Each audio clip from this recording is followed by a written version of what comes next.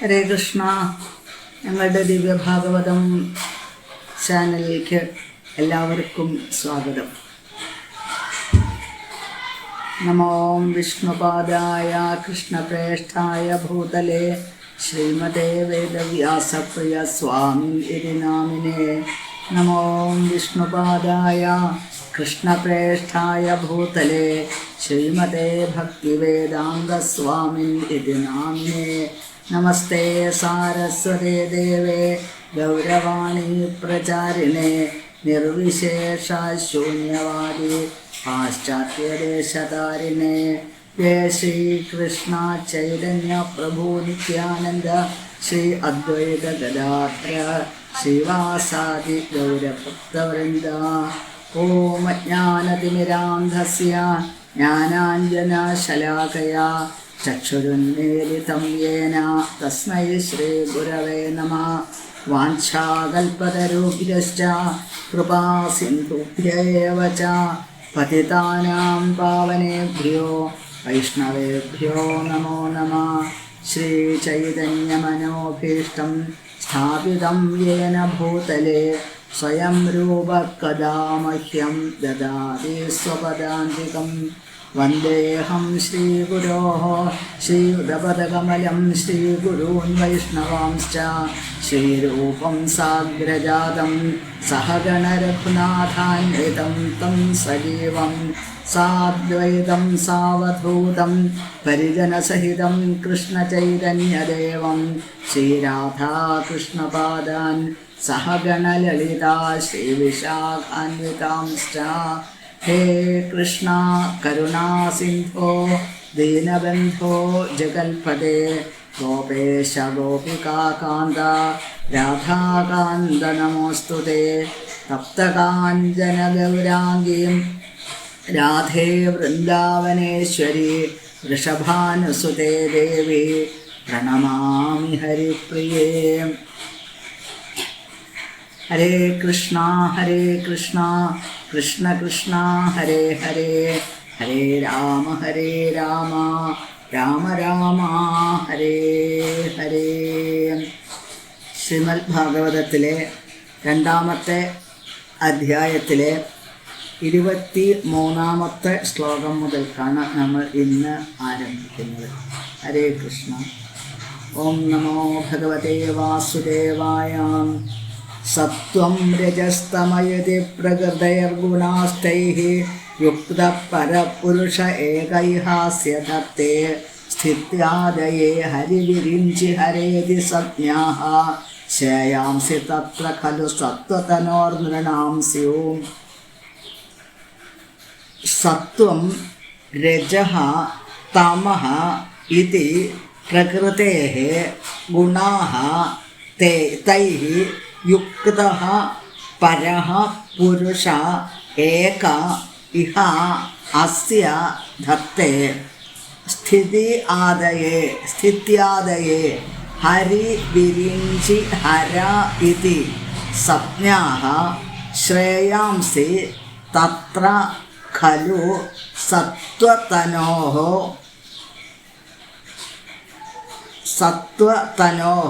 നൃണാം സ്യുഃ.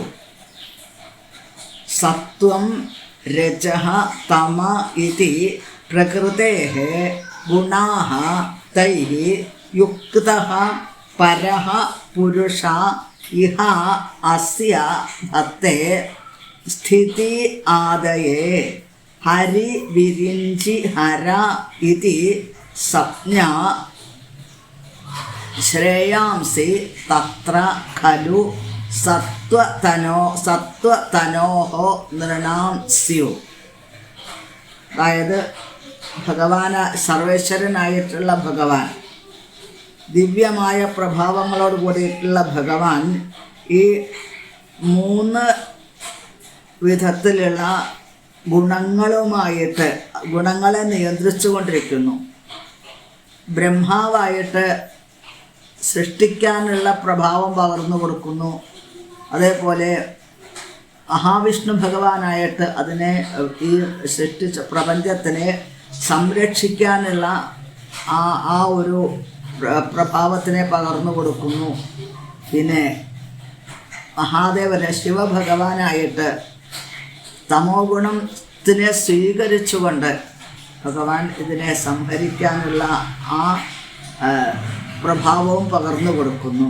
ഇത് സർവേശ്വരനായിട്ടുള്ള മഹാവിഷ്ണു ഭഗവാനിൽ നിന്നാണ് ഈ 3 ഗുണങ്ങളും വന്നിട്ടുള്ളത്. അതിനെ നിയന്ത്രിച്ചു കൊണ്ടിരിക്കുന്നത് ഭഗവാനാണ് എന്ന് സൂചിപ്പിക്കുന്നു.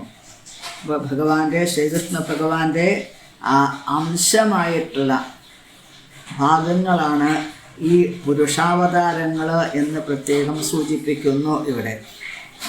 ഇപ്പോൾ സത്വഗുണം ഉള്ള ആ ഈശ്വരനെയാണ്, വിഷ്ണു ഭഗവാനെയാണ് സാധാരണ സജ്ജനങ്ങളായിട്ടുള്ളവർ സേവിക്കാറുള്ളത്. പാർത്ഥിവാൽ ദാരുണോ ധൂമസ്തസ്മാദഗ്നിസ്ത്രയീമയ തമസസ്തു രജസ്തസ്മാൽ സത്വം യൽ ബ്രഹ്മദർശനം. പാർത്ഥിവാൽ ദാരുണോ ധൂമസ്തസ്മാദഗ്നിസ്ത്രയീമയ തമസസ്തു രജസ്തസ്മാൽ സത്വം യൽ ബ്രഹ്മദർശനം. പാർത്ഥിവാൽ ദാരുണഃ ധൂമഃ തസ്മാദ് അഗ്നിഃ ത്രയീമയഃ തമസഃ തു രജഃ തസ്മാത് സത്വം യത് ബ്രഹ്മദർശനം. പാർത്ഥിവാൽ അതായത് ഭൂമിയിൽ നിന്ന്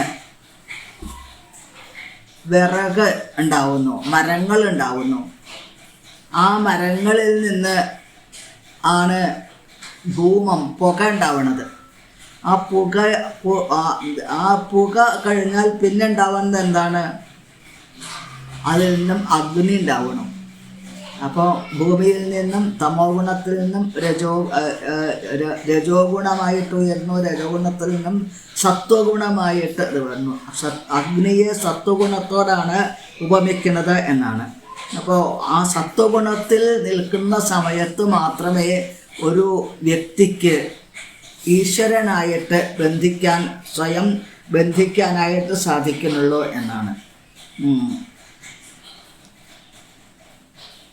അപ്പോൾ ഭഗവാനെ നമ്മൾക്ക് ചില വിഡ്ഢിത്തങ്ങൾ സംഭവിക്കാറുണ്ട്. അതായത് ഏത് ഈശ്വരനെ സേവിച്ചാലും ഒരേ ഫലമാണ് എന്ന് വിശ്വസിക്കുന്നവരുണ്ട്. പക്ഷേ എല്ലാ ഈശ്വരനെ സേവിച്ചാലും ഒരേ ഫലമല്ല. ഏത് ഈശ്വരനെയാണോ സേവിക്കുന്നത് ആ സേവിക്കുന്ന ആ ഗുണങ്ങൾക്ക് അനുസരിച്ച് ആ വ്യക്തിയുടെ സംസ്കാരങ്ങൾക്കും വ്യത്യാസം ഉണ്ടാവും എന്നാണ് പറയുന്നത്. ഭഗവത്ഗീതയിൽ ഭഗവാൻ പറയുന്നു, ഭൂതങ്ങളെ സേവിക്കുന്നവർ ഭൂതങ്ങളുടെ ലോകത്ത് എത്തിച്ചേരും, ദേവന്മാരെ സേവിക്കുന്നവർ ദേവന്മാരുടെ ലോകത്ത് എത്തിച്ചേരും, പിന്നെ മഹാദേവനെ സേവിക്കുന്നവർ ആ ലോകത്തിൽ എത്തിച്ചേരും. ആരാണോ എന്നെ സേവിക്കുന്നത്, കൃഷ്ണനെ ആരാണോ സേവിക്കുന്നത്, കൃഷ്ണൻ്റെ ലോകത്തിൽ എത്തിച്ചേരും. അപ്പോൾ നമ്മൾക്ക് നമ്മളുടെ ജീവിതത്തിൻ്റെ ലക്ഷ്യം ആ ഭഗവാനിലേക്ക്, നമ്മൾ എവിടുന്നാണോ വന്നത് ആ സ്ഥലത്തേക്ക് തന്നെ, നമ്മളെ ഉത്ഭവസ്ഥാനത്തേക്ക് തന്നെ എത്തിച്ചേരുക എന്നുള്ളതാണ് നമ്മളുടെ പ്രധാനപ്പെട്ട ഉദ്ദേശം. അതുകൊണ്ട് ഒരിക്കലും നമ്മൾക്ക് അബദ്ധം സംഭവിച്ചു പോവരുത് എന്നാണ് പറയുന്നത്. അതായത് ശ്രീ മഹാവിഷ്ണു ഭഗവാന് മാത്രമാണ്, ആ ഭഗവാന്റെ സേവയിൽ കൂടെ മാത്രമാണ് നമ്മൾക്ക് സത്വഗുണമായിട്ട് ബന്ധിപ്പിക്കാൻ സാധിക്കുക. സത്വഗുണം അത് കുറച്ചും കൂടി ഉയർന്ന തലത്തിലെത്തുമ്പോഴേക്കാണ് ശുദ്ധ സത്വഗുണമായിട്ട് തീരുക. ശുദ്ധ സത്വഗുണത്തിൽ ഇരുന്നു കൊണ്ട് മാത്രമേ നമ്മൾക്ക് ശ്രീകൃഷ്ണ ഭഗവാൻ കൃഷ്ണപ്രാപ്തി സാധിക്കുള്ളൂ എന്നാണ് ഈ ശ്ലോകം കൊണ്ട് ഉദ്ദേശിക്കുന്നത്. 25-ാമത്തെ ശ്ലോകം. ഭേജിരേ മുനയോധാഗ്രേ ഭഗവന്തമഥോക്ഷജം സത്വം വിശുദ്ധം ക്ഷേമായ കൽപ്പന്തേനുതാനിഹാം. ഭേജിരേ മുനയോധാഗ്രേ ഭഗവന്തമഥോക്ഷജം സത്വം വിശുദ്ധം ക്ഷേമായ കൽപ്പന്തേനുതാനിഹാം. ഭേജിരേ മുനയഃ അഥ അഗ്രേ ഭഗവന്തം അഥോക്ഷജം സത്വം വിശുദ്ധം ക്ഷേമായ കൽപ്പന്തേ യേ അനു താൻ ഇഹ. അതായത് ആദ്യ കാലഘട്ടത്തിൽ തന്നെ മഹർഷിമാരായിട്ടുള്ളവർ സത്വഗുണം ഉള്ള, അതായത് 3 ഗുണങ്ങൾക്കും അതീതമായിട്ടുള്ള വിഷ്ണു ഭഗവാനെയാണ് സേവിച്ചിരുന്നത്. ഗുണം എന്നാൽ കയറ് എന്നും അർത്ഥമുണ്ട്, ബന്ധനങ്ങൾ എന്നർത്ഥമുണ്ട്. സത്വഗുണം കൊണ്ടുള്ള ബന്ധനം എന്നുള്ളത് സ്വർണ്ണ ചങ്ങല കൊണ്ടുള്ള ബന്ധനമാണ് എന്നുണ്ടെങ്കിൽ, പിന്നെ ഇരുമ്പ് ചങ്ങല കൊണ്ടുള്ള ബന്ധനം പോലെയാണ് തമോ ഗുണം കൊണ്ടുള്ള ബന്ധനം. പിന്നെ വെള്ളി ചങ്ങല കൊണ്ടുള്ള ബന്ധനം പോലെയാണ് രജോ ഗുണം കൊണ്ടുള്ള ബന്ധനം.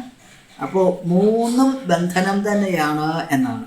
അപ്പോൾ അതിൽ നിന്നും അതീതമായുള്ള അവസ്ഥയിൽ എത്തിച്ചേരാൻ വേണ്ടിയിട്ട് മഹാവിഷ്ണു ഭഗവാനെ ആണ് അവർ സേവിച്ചിരുന്നത് എന്നാണ്. ഭൗതികമായിട്ടുള്ള ബന്ധനങ്ങളിൽ നിന്നും മോചനത്തിനായിട്ട് മഹാവിഷ്ണു ഭഗവാനെ ആണ് അവർ 3 ഗുണങ്ങളെയും നിയന്ത്രിച്ചു കൊണ്ടിരിക്കുന്ന മഹാവിഷ്ണു ഭഗവാനെയാണ് ആ മഹാജനങ്ങളായിട്ടുള്ളവർ സേവിച്ചിട്ടുള്ളത് എന്നാണ്. അപ്പോൾ ആരാണോ അവനവന് നന്നാവണമെന്ന് ആഗ്രഹിക്കുന്നത്, അവനവൻ്റെ ജീവിതം യഥാർത്ഥ ലക്ഷ്യത്തിൽ എത്തിച്ചേരണമെന്ന് ആഗ്രഹിക്കുന്നത്, അവർ ആ മഹാജനങ്ങൾ സഞ്ചരിച്ചിട്ടുള്ള ആ വഴികളിൽ കൂടെ സഞ്ചരിക്കേണ്ടതായിട്ടുണ്ട് എന്നാണ് ഈ ശ്ലോകം കൊണ്ട് സൂചിപ്പിക്കുന്നത്.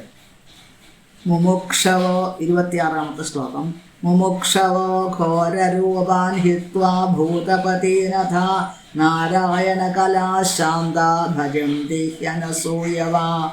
മുമുക്ഷവോ ഘോരരൂപാൻ ഹിത്വാ ഭൂതപതീനഥ നാരായണ കലാശാന്ത ഭജന്തി ഹ്യനസൂയവ. മുമുക്ഷവഃ ഘോരരൂപാൻ ഹിത്വാ ഭൂതപതീൻ അഥ നാരായണ കലാഃ ശാന്താഃ ഭജന്തി ഹി അനസൂയവഃ. മുമുക്ഷവഃ ഘോരരൂപാൻ ഹിത്വാ ഭൂതപതീൻ അഥ നാരായണ കലാഃ ശാന്താഃ ഭജന്തി ഹി അനസൂയവഃ. അതായത് മോക്ഷം, ഭൗതികമായ ആ ബന്ധനങ്ങളിൽ നിന്നും മോക്ഷം വേണമെന്ന്, മോചനം വേണമെന്ന് ആഗ്രഹിക്കുന്നവർ ഒരിക്കലും തമോ ഗുണമുള്ള ആ ഭൂത പ്രേത പിശാചുക്കൾ അതിനൊക്കെ നിയന്ത്രിച്ചു കൊണ്ടിരിക്കുന്ന അങ്ങനെയുള്ള ഈശ്വരന്മാരെ സേവിക്കാറില്ല. ഹിത്വ അതിനെ തള്ളിക്കളഞ്ഞുകൊണ്ട് ഭൂതപതീൻ, അതായത് ഉപദേവന്മാരെയോ സേവിക്കാറില്ല. പിന്നെ ആരെ സേവിക്കാറ്? ഭാഗവതം ഇതിന് പ്രമാണമാണ് എന്നാണ്. നാരായണ കലാശാന്താഹ, നാരായണൻ്റെ, സർവേശ്വരനായിട്ടുള്ള ആ നാരായണ ഭഗവാന്റെ അംശങ്ങൾ, അങ്ങനെയുള്ള ആ അംശങ്ങളെയാണ് സേവിച്ചു കൊണ്ടിരിക്കുന്നത് എന്നാണ് സൂചിപ്പിക്കുന്നത്. അപ്പോൾ ഭഗവാനിൽ നിന്നും വേറിട്ട് നിൽക്കുന്ന ജീവന്മാരെ ആണ് നമ്മൾ ഓരോരുത്തരും എന്നുള്ളത് കൊണ്ട് നമ്മളൊക്കെ ബദ്ധജീവന്മാരായിട്ട് മാറിയിട്ടുണ്ട്.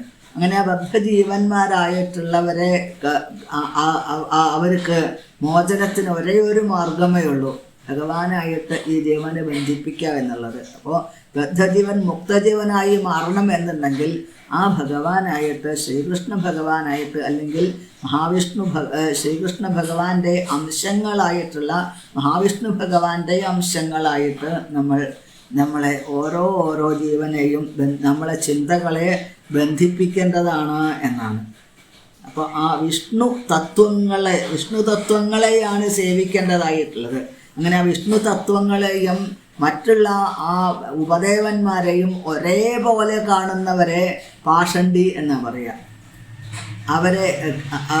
അവരെ ഒരിക്കലും ഉദ്ദേശിച്ച സ്ഥലത്ത് എത്തിച്ചേരില്ല എന്നാണ്. അപ്പോൾ കലിയുഗത്തിൽ മിക്കവാറും ആളുകൾ എന്ത് വേണമെന്നറിയാത്ത ഒരവസ്ഥയിലാണ്. എല്ലാവരും ആരെ സേവിച്ചാലും നമ്മൾ എത്തിച്ചേരും, ഒരേ സ്ഥലത്ത് എത്തിച്ചേരും എന്ന് പറഞ്ഞത് അത് വെറുതെയാണ് എന്ന് ആചാര്യന്മാർ പറയാറുണ്ട്. അപ്പോൾ ഭഗവാനെ മുക്തിപാദം എന്നാ പറയുക. ഭഗവാന്റെ ദിവ്യമായിട്ടുള്ള സേവയെ മുക്തിപാദം എന്നാണ് പറയാറുള്ളത് എന്നാണ്. അതുകൊണ്ട് തന്നെ മറ്റുള്ള ആ ദേവന്മാരെല്ലാവരും ആ ഭൗതികമായിട്ടുള്ള ബന്ധനങ്ങളിലും മോചനത്തിനായിട്ട് സാക്ഷാൽ മഹാവിഷ്ണു ഭഗവാനെ തന്നെയാണ് സേവിച്ചു കൊണ്ടിരിക്കുന്നത് എന്നാണ്. അപ്പോൾ അവരുടെ പാത പിന്തുടരുക എങ്ങനെയാണ്? അവർ ഒരിക്കലും നമ്മൾ ആ ദേവേന്ദ്രൻ, അതേപോലെ ഇന്ദ്രൻ, ചന്ദ്രൻ പിന്നെ ഉപദേവന്മാരായിട്ടുള്ളവർ ആരെയും നമ്മൾ അവഗണിക്കരുതെന്നാണ് പറയുന്നത്. കാരണം അവരെല്ലാം ഭഗവാനെ ആശ്രയിക്കുന്നവരാണ്. ഭഗവാനെ ആശ്രയിക്കുന്ന ഭഗവാന്റെ ഭക്തന്മാരായിട്ടുള്ളവരെ ഒരിക്കലും നമ്മൾ അവഗണിക്കരുത്. എന്നാൽ അവരോട് പ്രാർത്ഥിക്കാനുള്ളത് എന്താണ്? ഭഗവാനോട്, ശ്രീകൃഷ്ണ ഭഗവാനോട്, വിഷ്ണു ഭഗവാനോട് ഭക്തി ഉണ്ടാവണേ എന്ന് മാത്രമാണ് അവരോട് പ്രാർത്ഥിക്കാനായിട്ടുള്ളത്. അവരോട് പ്രത്യേകിച്ചൊന്നും ചോദിക്കേണ്ടതായിട്ടില്ല. മഹാദേവൻ എപ്പോഴും ധ്യാനിച്ചു കൊണ്ടിരിക്കുകയാണ്. എപ്പോഴും അവിടുന്ന് ധ്യാനിക്കുന്നത് ആരെയാണ്? സാക്ഷാൽ ആദിസംകർഷണമൂർത്തിയെ അവിടുന്ന്, അല്ലെങ്കിൽ മഹാവിഷ്ണു ഭഗവാനെ നിരന്തരം ധ്യാനിച്ചു കൊണ്ടിരിക്കുന്നു. ഇങ്ങനെ ധ്യാനിച്ചു കൊണ്ടിരിക്കുന്ന മഹാദേവനോട് നമ്മൾ എന്തെങ്കിലും ചോദിക്കേണ്ടതായിട്ടുണ്ടോ? ഒരേ ഒരാഗ്രഹം മാത്രം, അവിടുത്തെ ധ്യാനമൂർത്തിയായിട്ടുള്ള ഈശ്വരനെ സേവിക്കാനുള്ള അനുഗ്രഹം തരൂ എന്ന് മാത്രം. ബ്രഹ്മാവും സൃഷ്ടിയുടെ ബന്ധപ്പാടിലാണ് ബ്രഹ്മാവ്. ആ ബ്രഹ്മാവിനോടും നമ്മൾ ചോദിക്കേണ്ടതായിട്ടുള്ളത് എന്താണ്? ബുദ്ധിമുട്ടിക്കരുത് അവരുടെ ജോലിയുടെ ഇടയ്ക്ക് ഗുരുനാഥന്മാർ പറയാറ്. അപ്പോൾ ചോദിക്കേണ്ടതായിട്ടുള്ളത് എന്താണ്? ബ്രഹ്മാവ് എങ്ങനെയാണ് ഭഗവാനെ ആശ്രയിച്ചത്, അതേപോലെ ആശ്രയിക്കാനുള്ള ഒരു അനുഗ്രഹം തരണേ എന്നാണ് പ്രാർത്ഥിക്കേണ്ടതായിട്ടുള്ളത്. മഹാവിഷ്ണു ഭഗവാനോടും പ്രാർത്ഥിക്കാനുള്ളത് അവിടുത്തെ ധ്യാനമൂർത്തിയായിട്ടുള്ള ആ ഭഗവാനെ, ശ്രീകൃഷ്ണ ഭഗവാനെ അനുഗ്രഹിച്ചു തരണേ എന്ന് മാത്രമാണ് മഹാവിഷ്ണു ഭഗവാനോടും പ്രാർത്ഥിക്കാനുള്ളത് എന്നാണ്. രജസ്തമ പ്രകൃതയ സമശീല ഭജന്തി വൈ പിതൃഭൂത പ്രദേശാദിൻ ശ്രീ ഐശ്വര്യ പ്രജോത്സവ. രജസ്തമ പ്രകൃതയ സമശീല ഭജന്തി വൈ പിതൃഭൂത പ്രദേശാദിൻ ശ്രീ ഐശ്വര്യ പ്രജോത്സവ. രജോ ഗുണം, ഓരോരുത്തർ അവരവരുടെ സ്വഭാവത്തിനനുസരിച്ചിട്ടാണ് ഭഗവാനെ സംസ്കാരം അനുസരിച്ചാണ് ഭഗവത് സേവ ചെയ്തുകൊണ്ടിരിക്കുന്നത് എന്നാണ് സൂചിപ്പിക്കുന്നത്. രജഃ തമഃ പ്രകൃതയഃ സമശീലാഃ ഭജന്തി വൈ പിതൃഭൂത പ്രദേശാദീൻ ശ്രിയ ഐശ്വര്യ പ്രജോത്സവ. രജോ ഗുണം, തമോ ഗുണം അങ്ങനെയുള്ള സ്വഭാവമുള്ള ആളുകൾ സമശീല, അവരുടെ അതേ സ്വഭാവമുള്ള ഉപദേവന്മാരെ, പിതൃക്കളെ, അതേപോലെ തന്നെ മറ്റുള്ള ഉപദേവന്മാരെ, പ്രദേശാധീൻ പ്രജാപതികളായിട്ടുള്ളവരെ സേവിക്കുന്നു. അവരുടെ ഉദ്ദേശം എന്താണ്? ധാരാളം ഐശ്വര്യം ഉണ്ടാവണം, അതേപോലെ തന്നെ പ്രജകൾ സന്താനലാഭം ഉണ്ടാവണം. ഇതൊക്കെ ആഗ്രഹിച്ചുകൊണ്ടാണ് മിക്കവാറും ആളുകൾ ഭഗവാനെ അതിനനുസരിച്ചുള്ള ദേവന്മാരെ സേവിച്ചു കൊണ്ടിരിക്കുന്നത് എന്നാണ്. വാസ്തവത്തിൽ ഭഗവാന്റെ അടുത്ത് ചെന്ന് കഴിഞ്ഞാൽ ഇതെല്ലാം സാധിക്കും. ചോദിക്കുന്നതും ചോദിക്കാത്തതും സാധിക്കും ഭഗവാന്റെ അടുത്ത് ഭഗവാനെ സേവിച്ചു കഴിഞ്ഞാൽ എന്നാണ്. നമ്മൾക്ക് എന്താണ് വേണ്ടതെന്ന് നമ്മൾക്കറിയില്ല. വാസ്തവത്തിൽ ഓരോരുത്തർക്കും നമ്മൾക്കറിയില്ല എന്ത് ചോദിക്കണം ഭഗവാനോടെന്നുള്ളത് അറിയില്ല. അപ്പോൾ വാസ്തവത്തിൽ ഭഗവാനോട് എന്താ ചോദിക്കേണ്ടത്? എൻ്റെ ഭഗവാനെ, എനിക്ക് എന്താണ് നല്ലത് എന്നുള്ളത് എനിക്ക് തന്നെ അറിയില്ല. അതുകൊണ്ട് ഭഗവാൻ എന്താണോ എനിക്ക് വേണ്ടത്, ഇപ്പോൾ കുട്ടികൾ അച്ഛനമ്മമാരോട് അങ്ങനെ അവർ പറയേണ്ട കാര്യമില്ല. കുട്ടികളുടെ എന്താണോ അവർക്ക് നന്മ വേണ്ടതെന്നുള്ളത് അറിഞ്ഞു ചെയ്യാൻ അച്ഛനമ്മമാർക്ക് കഴിവുണ്ട്. അതേപോലെ തന്നെ ഭഗവാന്റെ അടുത്ത് ചെന്നിട്ട് ഭഗവാനോട് എനിക്ക് എന്ത് വേണമെന്ന് എനിക്കറിയില്ല ഭഗവാനെ, അതുകൊണ്ട് എനിക്ക് എന്താണോ വേണ്ടത് അത് അനുഗ്രഹിച്ചു തരണേന്ന് പറഞ്ഞു കഴിഞ്ഞാൽ എന്തും, അതായത് ഭഗവാനെ സേവിച്ചു കഴിഞ്ഞാൽ എന്തും നമ്മൾക്ക് അനുഗ്രഹമായിട്ട് കിട്ടും. അകാമ സർവകാമോ വാ മോക്ഷകാമ ഉദാരധീഹി തീവ്രേണ ഭക്തിയോഗേന യജേത പുരുഷം പരം എന്നാണ്. തീവ്രമായിട്ടുള്ള ഭക്തിഭാവം കൊണ്ട്, തീവ്രമായുള്ള ഭക്തിഭാവം കൊണ്ട് ഭഗവാനെ ആരാധിക്കണം. അതിന് ഒരു ഉദാഹരണമായിട്ട് ഗുരുനാഥന്മാർ പറയാറുണ്ട്. അതായത് ഒരാളെ നമ്മൾ വെള്ളത്തിൽ മുക്കി പിടിച്ചിരിക്കുകയാണ്. ആ വെള്ളത്തിൽ നിന്നും എങ്ങനെങ്കിലും പതുക്കെ ഒന്ന് കൈ വിടുമ്പോഴേക്ക് ആൾ പൊങ്ങും. ആ പൊങ്ങുന്ന സമയത്ത് അവർക്ക് ശ്വാസം കിട്ടാതെയുള്ള പെടയുന്നൊരവസ്ഥ ഉണ്ടല്ലോ. പെട്ടെന്ന് അവിടുന്ന് ആ വെള്ളത്തിൽ നിന്ന് പൊങ്ങുന്ന സമയത്ത് അവർക്കൊരാശ്വാസം, എന്തൊരു തീവ്രമായ ഭാവത്തോടു കൂടെയാണ് അവരെ ശ്വാസം കിട്ടാൻ വേണ്ടിയിട്ട് വെള്ളത്തിൽ നിന്ന് പൊങ്ങുക. ഇതേപോലെ തീവ്രേണ ഭക്തിയോഗേന, തീവ്രമായിട്ടുള്ള ആ ഭക്തിഭാവത്തോടു കൂടെ ഭഗവാന് എന്തും സാധിക്കും ഭഗവാനിൽ നിന്നും. പക്ഷേ തീവ്രമായിട്ടുള്ള ഭക്തിഭാവത്തോടു കൂടെ എങ്ങനെയാണോ പ്രഹ്ലാദൻ സേവിച്ചത് അതേപോലെ നമുക്കാവാൻ സാധിക്കില്ലെങ്കിൽ അതിനെ ആഗ്രഹിച്ചുകൊണ്ട് ആ പാത പിന്തുടരാൻ സാധിക്കും. എങ്ങനെയാണോ ഗോപികമാർ സേവിച്ചത്, എങ്ങനെയാണോ യശോദാദേവി സേവിച്ചത്, എങ്ങനെയാണോ ഭഗവാന്റെ കൂട്ടുകാർ സേവിച്ചത്, ആ ഒരു പാത പിന്തുടർന്നുകൊണ്ട് സേവിക്കാൻ നമ്മൾക്ക് സാധിക്കും എന്നാണ്. ഇവിടെ അടുത്ത ശ്ലോകം പറയുന്നു. വാസുദേവ പരാവേദ വാസുദേവ പരാമഖാഃ വാസുദേവ പരായോഗ വാസുദേവ പരാക്രിയാഃ വാസുദേവ പരം ജ്ഞാനം വാസുദേവ പരം തപ വാസുദേവ പരോ ധർമ്മോ വാസുദേവ പരാഗതി. വാസുദേവ പരാ, വാസുദേവ പരാ വേദാഃ, വാസുദേവ പരാഃ വേദാഃ, വാസുദേവ പരാഃ മഖാഃ, വാസുദേവ പരാഃ യോഗാഃ, വാസുദേവ പരാഃ ക്രിയാഃ, വാസുദേവ പരം ജ്ഞാനം വാസുദേവ പരം തപഃ വാസുദേവ പരഃ ധർമ്മഃ വാസുദേവ പരാഗതി. അപ്പോൾ ഇതെല്ലാം വാസുദേവൻ, അതായത് സാക്ഷാൽ ശ്രീകൃഷ്ണ ഭഗവാനാണ് നമ്മളുടെ ആ സേവയുടെ ലക്ഷ്യം എന്നാണ് ഈ ശ്ലോകത്തിൽ കൂടെ പറയുന്നത്. വേദങ്ങൾ അത് വാസുദേവ പരങ്ങൾ ശ്രീകൃഷ്ണ ഭഗവാനെ അറിയാൻ വേണ്ടിയിട്ടുള്ളതാണ്. മഖാഹ യജ്ഞങ്ങൾ ശ്രീകൃഷ്ണ ഭഗവാനെ അറിയാൻ വേണ്ടിയിട്ടുള്ളതാണ്. ഭഗവാനായിട്ടുള്ള ബന്ധം എന്ത് എന്നുള്ളത് നമ്മൾക്ക് അറിയാൻ വേണ്ടിയിട്ടുള്ളതാണ്. വാസുദേവപര യോഗ, യോഗമാർഗം. യോഗ എന്ന് പറഞ്ഞാൽ നമ്മൾ ഈ ശരീരത്തിനെ പല പല വിധത്തിലും അതിനെ സ്വാധീനമാക്കുന്ന സമ്പ്രദായം യോഗ എന്നുള്ളത് പറയാറുണ്ട്. പക്ഷേ വാസ്തവത്തിൽ യോഗ എന്ന് പറഞ്ഞാൽ ഭഗവാനായിട്ട് നമ്മളെ ബന്ധിപ്പിക്കുന്നത് എന്നാണ് അർത്ഥം. അപ്പോൾ യോഗ എന്ന വാസുദേവപരാ യോഗാഹ, ആ യോഗമാർഗം എന്നത് ശ്രീകൃഷ്ണ ഭഗവാനിലേക്ക് നമ്മൾ എത്തിക്കുന്നതായിരിക്കണം എന്നാണ്. അല്ലാതെ രൂപമില്ലാത്ത, നാമം ഇല്ലാത്ത ആ ഒരു യോഗമാർഗത്തിനെ അല്ല സ്വീകരിക്കേണ്ടതായിട്ടുള്ളത്. വാസുദേവപരാ ക്രിയാഹ, എല്ലാ കർമ്മങ്ങളും ശ്രീകൃഷ്ണ ഭഗവാനെ സന്തോഷിപ്പിക്കുന്നതായിട്ട് മാറണം. ജ്ഞാനം എന്നത് കൃഷ്ണനെ കുറിച്ചിട്ടുള്ള ജ്ഞാനം, വസുദേവരുടെ പുത്രനായിട്ടുള്ള ശ്രീകൃഷ്ണനെ കുറിച്ചിട്ടുള്ള ജ്ഞാനമാണ് യഥാർത്ഥത്തിലുള്ള ജ്ഞാനം. തപസ് എന്ന് പറഞ്ഞാൽ തപസ്സിൻ്റെ സാഫല്യം ശ്രീകൃഷ്ണ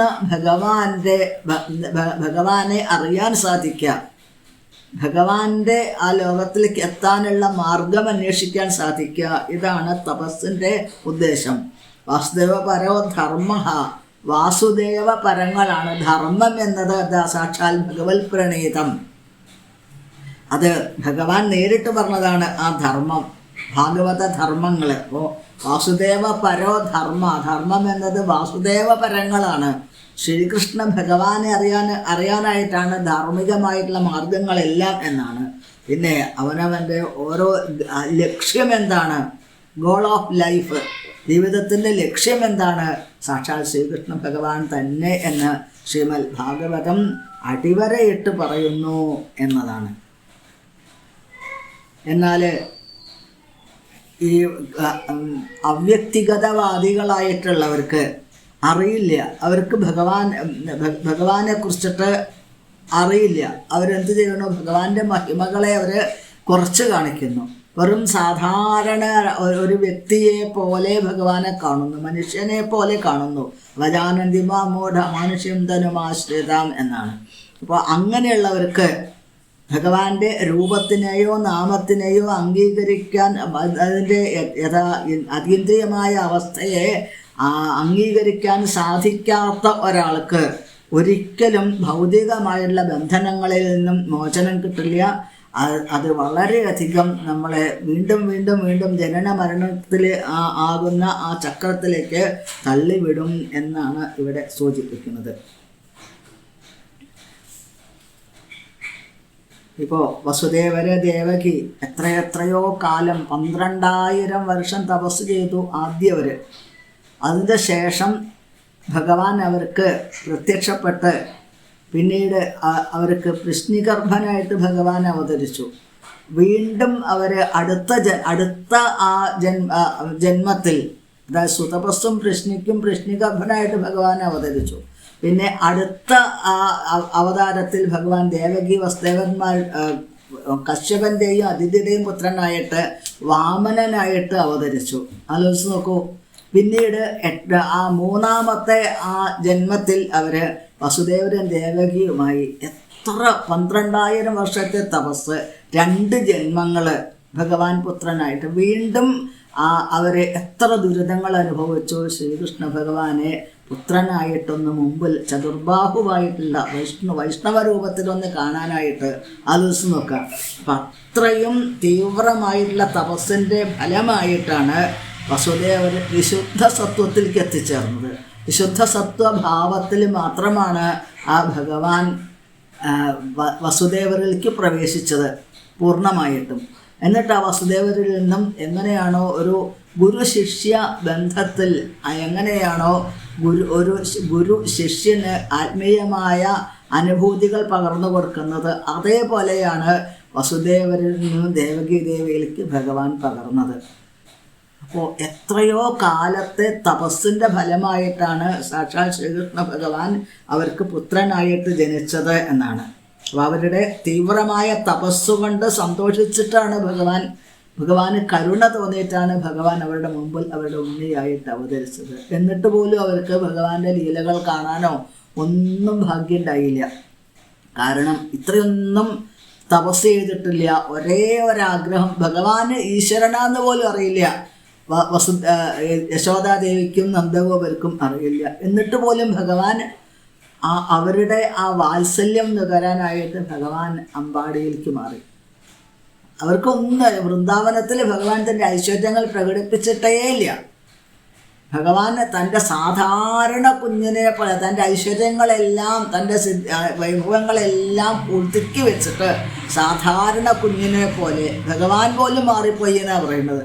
യശോദാദേവിയുടെയും നന്ദഗോപരുടെയും ഭഗവാന്റെ കൂട്ടുകാരുടെയും രാധാറാണിയുടെയും ഒക്കെ ആ സ്നേഹത്തിൻ്റെ വാത്സല്യത്തിൻ്റെ ആ മുമ്പിൽ അവരുടെ ആ ഒരു പ്രേമഭാവത്തിൻ്റെ മുമ്പിൽ ഭഗവാൻ പോലും സ്വന്തം ഐഡൻറ്റിറ്റി ഭഗവാൻ മറന്നുപോയി അവർക്ക് സ്വാധീനമായി ഭഗവാൻ.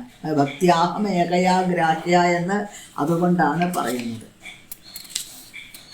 സ ഏവേദം സസർജാഗ്രേ ഭഗവാൻ ആത്മമായയാ സദസദ്രൂപയാ ചാസോ ഗുണമയ്യാ ഗുണോ വിഭോ. സ ഏവേദം സസർജാഗ്രേ ഭഗവാൻ ആത്മമായയാ സദസദ്രൂപയാ ചാസോ ഗുണമയ്യാ ഗുണോ വിഭോ. സഹ ഏവ ഇദം സസർജ അഗ്രേ ഭഗവാൻ ആത്മമായയാ സത് അസത് രൂപയാ സത് അസത് രൂപയാ ച അസൗ ഗുണമയീ ഗുണമയ അഗുണഃ വിഭു. ഇവിടെ പ്രത്യേകം പറയുന്നുണ്ട്. എന്താണ്? ആത്മമായയ സഹ ഭഗവാൻ ഏവ ഇദം ഭഗവാൻ തന്നെയാണ് സസർജ സൃഷ്ടിച്ചത്. അഗ്രേ ആദ്യം, അതായത് ഭഗവാനിൽ നിന്നാണ് ആദ്യ സൃഷ്ടി, ഭഗവാനിൽ നിന്നാണ് ഉണ്ടായത്. പിന്നീടാണ് ബ്രഹ്മാവിൽ കൂടെ സൃഷ്ടി വന്നിട്ടുള്ളത് എന്നാണ്. ഭഗവാൻ ആത്മമായയ എന്നാണ്. ആത്മമായ, അതായത് തൻ്റെ ദിവ്യമായിട്ടുള്ള ഒരു അവസ്ഥ, ആ അവസ്ഥയിലിരുന്നു കൊണ്ട് സ്വന്തം മായ കൊണ്ടാണ് ഭഗവാൻ സദസദ്രൂപയ, സത്തായിട്ടും അസത്തായിട്ടും ഈ കാണുന്ന വസ്തുക്കളെല്ലാം ഭഗവാൻ അഗുണ വിഭു. എന്നാൽ ഈ ഗുണങ്ങളൊന്നും ഭഗവാന് ബാധിക്കണില്ല, ഗുണാതീതനാണ് ഭഗവാൻ എന്നാണ്. അങ്ങനെയുള്ള ആ ഭഗവാൻ ഇതിനെ സൃഷ്ടിക്കുന്നു, ആദ്യം ഭഗവാൻ അത് സൃഷ്ടിക്കുന്നു എന്നാണ്. അപ്പോൾ ആ ആത്മീയമായിട്ടുള്ള ലോകങ്ങളും ഭൗതികമായിട്ടുള്ള ഈ പ്രപഞ്ചവും ഭഗവാന്റെ ശക്തി ഒന്നുകൊണ്ട് മാത്രമാണ് ഇവിടെ ഭഗവാൻ സൃഷ്ടിക്കുന്നത് എന്ന് ശ്രീപാദ ശങ്കരാചാര്യർ വരെ പറയുന്നുണ്ട്. ഭഗവാൻ നാരായണ പരോവ്യക്താൽ എന്ന്. സാക്ഷാൽ നാരായണമൂർത്തി ഈ ഭൗതികതയിൽ നിന്നും അതീതനായിട്ടുള്ള ഈശ്വരനാണ് എന്ന് ശങ്കരാചാര്യ സ്വാമികൾ അടിവരയിട്ട് പറയുന്നുണ്ട്. അപ്പോൾ ശ്രീപാദ ശങ്കരാചാര്യ സ്വാമികൾ വരെ അംഗീകരിച്ചിട്ടുള്ളതാണ് ഭഗവാന്റെ ദിവ്യമായിട്ടുള്ള അവസ്ഥ എന്ന് സൂചിപ്പിക്കുന്നു. തയാ വിലസിതേഷു ഗുണേഷു ഗുണവാനിവ അന്തഃപ്രവിഷ്ട ആഭാതി വിജ്ഞാനേന വിജൃംഭിത. തയാ വിലസിതേഷു ഗുണേഷു ഗുണവാനിവ അന്തഃപ്രവിഷ്ട ആഭാതി വിജ്ഞാനേന വിജൃംഭിത. തയാ അതായത് താൻ സൃഷ്ടിച്ചിട്ടുള്ള ആ പ്രപഞ്ചത്തിൽ എന്ന്. വിലസിതേഷു യേഷു ഗുണേഷു ഗുണവാൻ ഇവ അന്തഃപ്രവിഷ്ട ആഭാതി വിജ്ഞാനേന വിജൃംഭിത. അതായത് ഭഗവാൻ ഈ ഭൗതികമായിട്ടുള്ള ഈ ലോകത്തിനെ സൃഷ്ടിച്ച് ഭഗവാൻ എന്ത് ചെയ്യണു? ഭഗവാൻ അതിൻ്റെ അന്തഃപ്രവിഷ്ട, ഭഗവാൻ ഓരോ ശരീരങ്ങളിലും ഭഗവാൻ പ്രവേശിക്കുന്നു. എന്നിട്ട് ഭഗവാൻ താൻ സൃഷ്ടിച്ചിട്ടുള്ള സകല ജീവജാലങ്ങളുടെയും ആ ഉള്ളിൽ ഭഗവാൻ ഒരു അനുപ്രവേശം ചെയ്യുന്നു എന്നാണ്. എന്നിട്ട് വിജ്ഞാനേന വിജൃംഭിത. അപ്പം ഈ ശരീരം ചെയ്യുന്ന ഓരോ പ്രവൃത്തികൾക്കും സാക്ഷിയായിട്ട് ഭഗവാൻ ഓരോ ശരീരത്തിലും സാന്നിധ്യം ചെയ്യുന്നു. അതാണ് ഭഗവാൻ അന്തര്യാമി എന്ന് പറയാൻ അതാണ് കാരണം. അതാണ് എവിടുന്ന് നമ്മൾ എവിടുന്ന് വിളിച്ചു കഴിഞ്ഞാലും ഭഗവാൻ കേൾക്കുമെന്ന് പറയാൻ എന്താ കാരണം? ഭഗവാന്റെ അംശമാണ്. മമൈവാംശോ ജീവലോക ജീവഭൂത സനാതന. ഓരോ ശരീരത്തിലും സാന്നിധ്യം ചെയ്യുന്നത് ഭഗവാന്റെ അംശമാണ് എന്നുള്ളത് കൊണ്ട് നമ്മൾ ഏത് സമയത്ത് വിളിച്ചാലും ആര് വിളിച്ചാലും ഭഗവാൻ കേൾക്കും.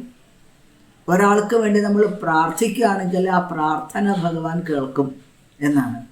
ഇപ്പോൾ എന്തെങ്കിലും ഒരു അസുഖം വന്നു, നമ്മൾ ക്ഷേത്രത്തിൽ പോയിട്ട് അവിടുത്തെ മേൽശാന്തിയോട് പറയാണ്, തിരുമേനി എൻ്റെ കുഞ്ഞിന് അസുഖമാണ്, അമേരിക്കയിലാണ് കിടക്കുന്നത്, അസുഖമാണ്, ഒരു പൂജ ചെയ്യണേ എന്ന് പറഞ്ഞാൽ ഇവിടെ ആ പൂജ ചെയ്യുന്ന ആ മേൽശാന്തി അത് സങ്കല്പിച്ചുകൊണ്ട് ഇവിടെ ഒരു പൂജ ചെയ്ത് കഴിഞ്ഞാൽ അമേരിക്കയിലിരിക്കുന്ന മകന് അസുഖം ഭേദാവുന്നു. എന്തേ കാരണം?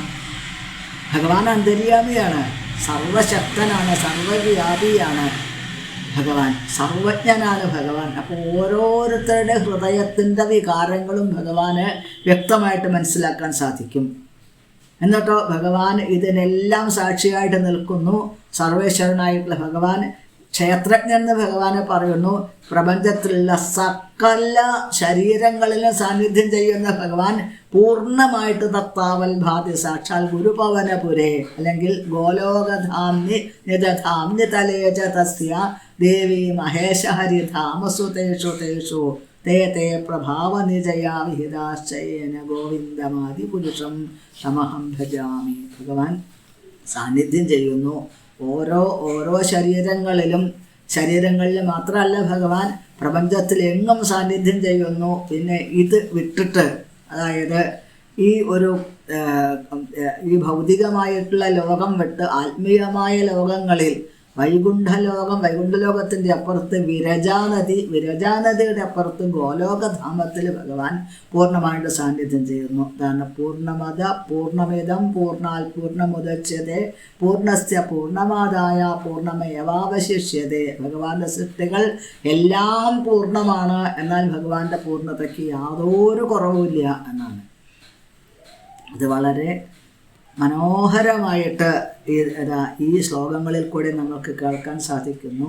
ഇന്ന് ഭഗവാന്റെ അനുഗ്രഹം കൊണ്ട് നമുക്ക് ഇത്രയും ഭാഗങ്ങൾ ഇവിടെ അവതരിപ്പിക്കാൻ സാധിച്ചിരിക്കുകയാണ്. ഇനിയും സാധിക്കണമേ എന്ന് ഭഗവാന്റെ പാദത്തിൽ പ്രാർത്ഥിച്ചുകൊണ്ട് നല്ലതായിട്ട് എന്തെങ്കിലും പറഞ്ഞെങ്കിൽ അത് മുഴുവൻ ഗുരുനാഥന്മാർക്ക് ദക്ഷിണയായിട്ട് ഒരു ഗുരുദക്ഷിണയായിട്ട് സമർപ്പിക്കുന്നു. അനുഗ്രഹിക്കണേ ഗുരുവായൂരപ്പ എന്ന് പ്രാർത്ഥിച്ചുകൊണ്ട് നമോ ബ്രഹ്മണ്യദേവായ ഗോബ്രാഹ്മണഹിതായ ച ജഗദ്ധിതായ കൃഷ്ണായ ഗോവിന്ദായ നമോ നമഃ. ഹരേ കൃഷ്ണ കൃഷ്ണ കൃഷ്ണ ഹരേ ഹരേ, ഹരേ രാമ രാമ രാമ ഹരേ ഹരേ. ശ്രദ്ധയോടുകൂടെ കേൾക്കണം. കേട്ടുകഴിഞ്ഞ് അത് മാത്രം പോരാ, ഭഗവാന്റെ തിരുനാമം ഈ ഒരു നാമത്തിനാണ് നമ്മളെ ഭഗവാന്റെ അടുത്തേക്ക് എത്തിക്കാനുള്ള കഴിവുള്ളത്. അതുകൊണ്ട് ഈ തിരുനാമം ജപിക്കാൻ സാധിച്ചു കഴിഞ്ഞാൽ നമ്മൾക്ക് ഈ ശ്രീമദ് ഭാഗവതത്തിൽ കേൾക്കുന്ന കാര്യങ്ങളെല്ലാം വീണ്ടും വീണ്ടും നമ്മൾക്ക് ഒരു മാധുര്യമായിട്ടുള്ള അനുഭവമായിട്ട് മാറും. ഹരേ കൃഷ്ണ.